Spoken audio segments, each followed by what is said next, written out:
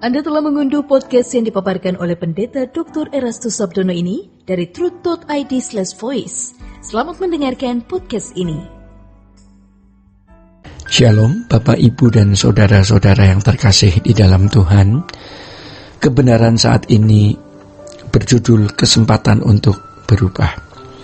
Saudara-saudara, mencari Tuhan artinya berusaha untuk mengalami Tuhan di dalam perjumpaan dengan Allah yang hidup dan nyata itu, ya, serta berjalan bersama dengan Dia setiap hari.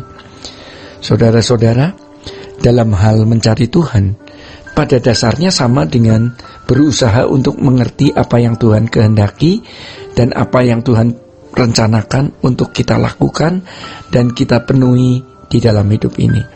Tentu kehendak dan rencana Allah dalam hidup masing-masing kita itu berbeda, ya.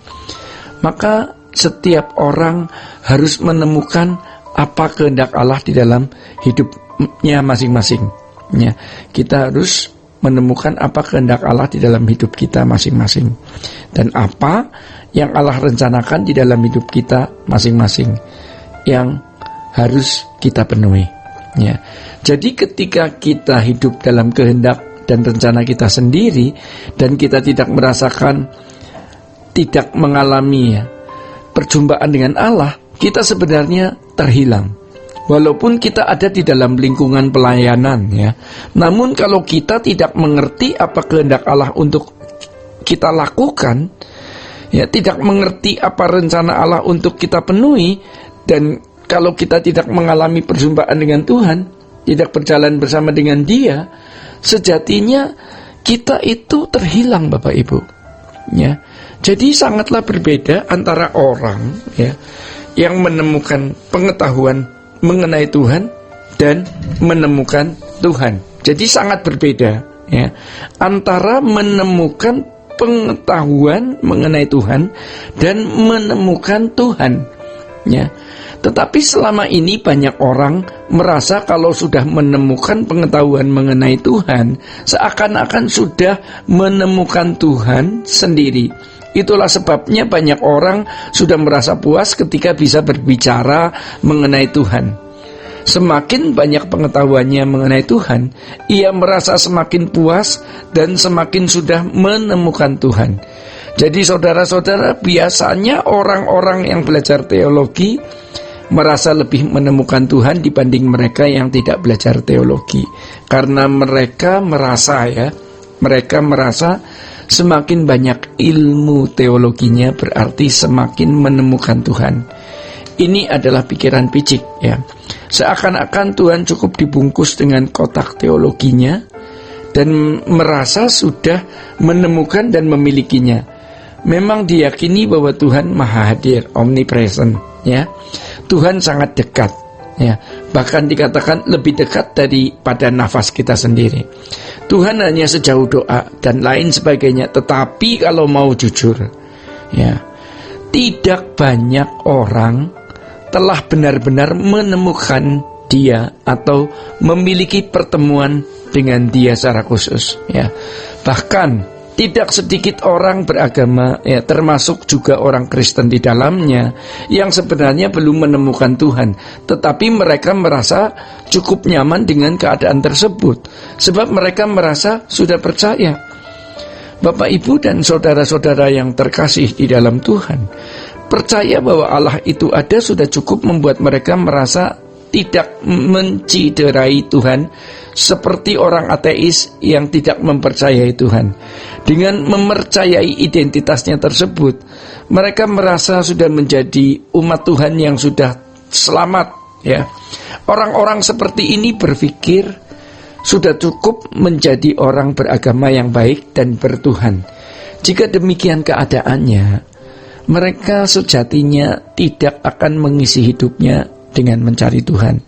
Mereka akan menghabiskan umur hidupnya menemukan banyak hal dalam hidup ini, ya. Tetapi tidak pernah menemukan Tuhan. Jadi sejatinya mereka tidak pernah menemukan Tuhan.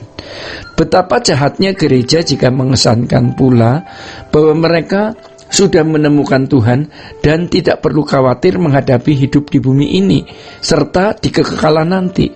Memang mereka bukan menjadi orang jahat, juga bukan menjadi orang yang tidak peduli kegiatan sosial atau pelayanan gereja, tetapi mereka gagal menjadi manusia Allah yang berstandar anak-anak Allah seperti Tuhan Yesus.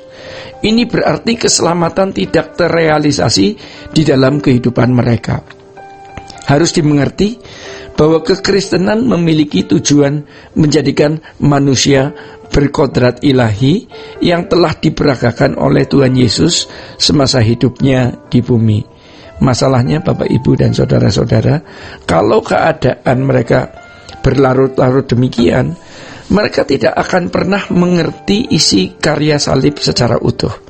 Hati mereka menjadi buta terhadap kasih karunia Allah yang sangat luar biasa, yang menyediakan anugerah di mana seseorang dapat menjadi anak-anak Allah yang berkodrat ilahi seperti Bapa di surga. Mereka pun akhirnya tidak tertarik sama sekali menjadi anggota keluarga kerajaan surga. Mereka berharap dengan kualitas yang mereka miliki, nanti mereka dilayakkan masuk rumah Bapa. Padahal yang Tuhan kehendaki adalah sempurna seperti Bapa di surga. Jadi saudara-saudara, untuk ini Allah sudah menyediakan fasilitas keselamatannya. Kalau orang percaya mau mengerjakan keselamatannya dengan takut dan gentar, maka kesempurnaan seperti Bapa pasti dapat dicapai.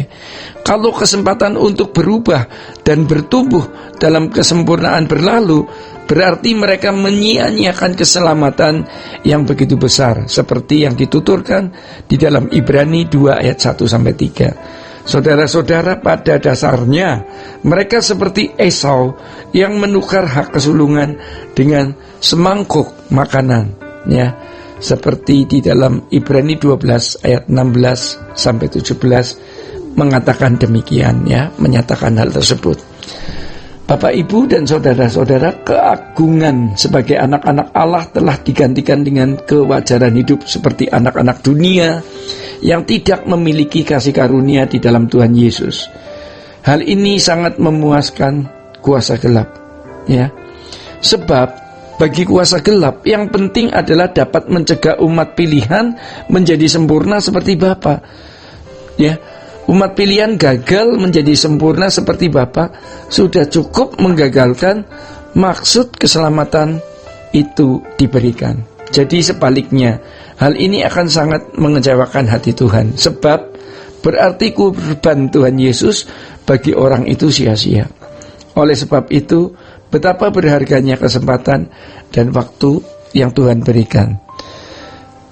Saudara-saudara yang terkasih di dalam Tuhan, demikian kebenaran saat ini. Sola Gratia. Untuk berlangganan renungan harian dalam bentuk cetak, silakan hubungi Truth Literatur di nomor telepon 0878 7870 7000. Untuk mendapatkan CD khotbah, MP3 renungan Truth, dan CD album lagu produksi Sola Gratia, Anda dapat menghubungi di hari dan jam kerja di nomor telepon 021 638 60953. Tuhan Yesus memberkati. Sola Gratia.